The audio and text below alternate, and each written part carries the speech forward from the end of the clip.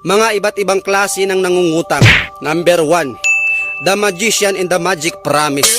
Yung ang hilig mag-promise sa'yo pag nangungutang, pero pagdating ng singilan, ayun na, lumalabas na yung tunay na kapangyarihan. Nagmamagic-magic na siya, bigla lang nawawala, hindi mo na matagpuan kung nasaan na nagsuot-suot na kasiutan. Pangalawa, the humble face.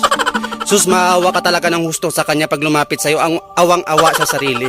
Yung tipong pag nangutang sa'yo, bibigyan mo pa ng pahabol, bibigyan mo pa ng pangregalo para sa kanya. Nakakaawa, di ba? Pero pagdating ng singilan, yun na. Nagbago na, iba palang ugali. Ang pangit pala ng ugali. Hindi pala siya humble.